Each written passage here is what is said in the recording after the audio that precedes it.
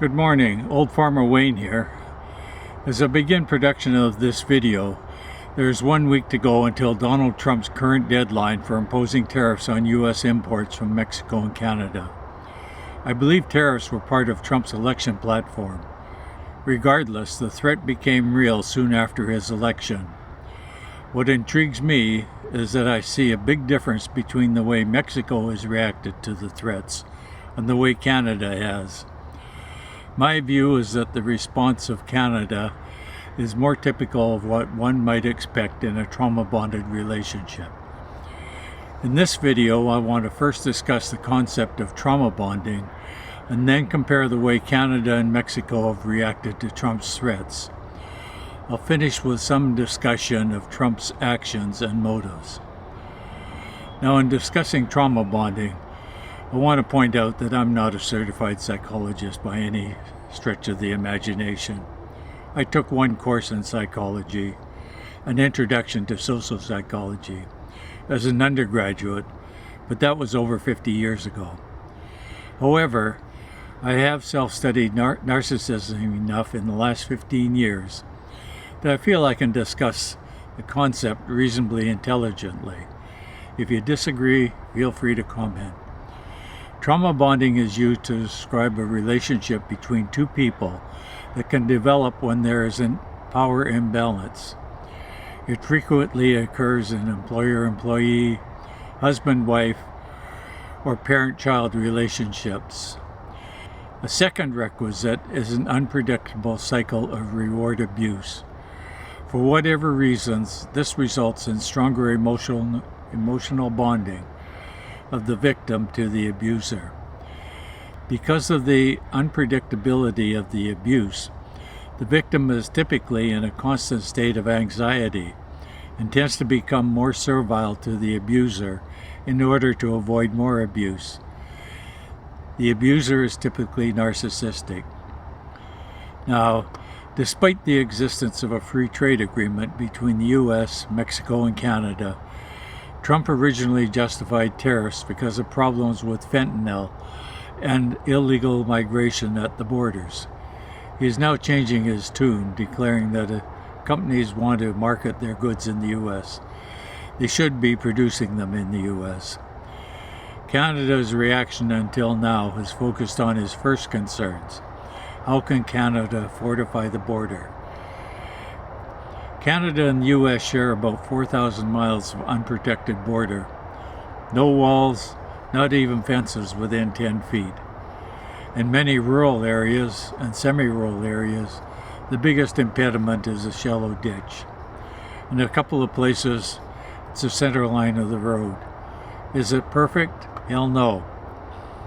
But when it comes to illegal migration, it's a two-way street. A recent news item in Metro Vancouver showed a pickup truck driving across somebody's lawn to reach the undefended border. Two people jumped out and dumped some debris from the back of the truck into the ditch before the truck continued across the border. Get out, lay some planks, hit the gas, and drive off, all in 1 minute and 12 seconds. What I think a lot of viewers missed was the truck was entering Canada, not the U.S. And then there was Roxham Hill, described as an irregular border crossing, i.e. not a recognized port of entry into Canada, between New York and Quebec. For a decade prior to its closure in March 2023, an estimated 100,000 people passed from the U.S. into Canada seeking asylum. Admittedly, there is migration in the opposite direction, but there is no caravan of Asians trekking across the North Pole into Canada with the goal of reaching the U.S. The number is low, and generally migrants heading to the U.S. from Canada are in Canada legally, whether as tourists or students or whatever, and do not commit any offense until they cross the border into the U.S. That's not a Canadian offense. As far as fentanyl is concerned, seizures in 2024 amounted to about a suitcase full. Canada reacted to Trump's tariff threats by admitting that yes, We should be doing more at the border, and soon afterwards announced a $1.2 billion package to enhance border security. Canadian politicians also have voiced a willingness to renegotiate the existing free trade agreement in advance of the agreed date. Nothing was said about problems on the U.S. side. There was some discussion among pundits about the problem of guns coming into Canada from the U.S., but for the most part, politicians were mum. The action from Mexico was distinctly different. Mexican President Claudia Sheinbaum was quick to say there were problems, but they were on both sides of the border. She was adamant in declaring that the U.S. has got to get control of their fucking guns. Well, she didn't actually say putas pistolas or even malditas armas. She's too classy for that. There are some politicians who overuse adverbials and adjectivals that add nothing to the narrative.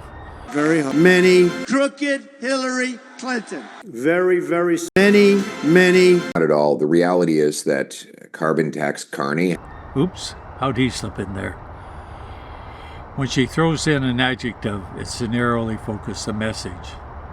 Military arms. 70% of firearms seized in Mexico were products of the U.S. military-industrial complex. Reconoció que el 74% de las armas que usa la delincuencia organizada en México proviene de forma ilegal de la industria militar de su país. Regarding fentanyl, she's quick to state the U.S. has a problem with fentanyl addiction. Mexico does not. Fenómeno migratorio, el problema de la crisis humanitaria que tienen en Estados Unidos por el consumo de fentanilo. Most importantly, she emphasized that Mexico will negotiate with the U.S. as equals. It seems clear that Canada's reaction to Trump's terror threats is subdued when compared with Mexico's. So what's with Trump's tariff threats? Well, his original deadline was February 4th. A few days beforehand, he postponed the deadline for a month. As a Canadian, I can say that it seemed like the whole country breathed a collective sigh of relief. The second deadline is fast approaching, and the tension is growing again. We can look at the postponement of the first deadline as completing the first reward abuse cycle. If he postpones this second deadline, it would complete a second cycle. I think behavior to promote the development of trauma bonds comes intuitively, virtually unconsciously, to highly narcissistic people. This behavior is deliberate, and in this case, I think Trump's trying to soften up his neighbors before negotiating a new trade deal. Canada has displayed symptoms of a trauma bond. The politicians have pussyfooted around half the problems. The question is, can Canadian negotiators put this aside when the time comes to sit down and talk trade? Well, that's it for today's rant. Feel free to comment, maybe even like and subscribe. Bye now.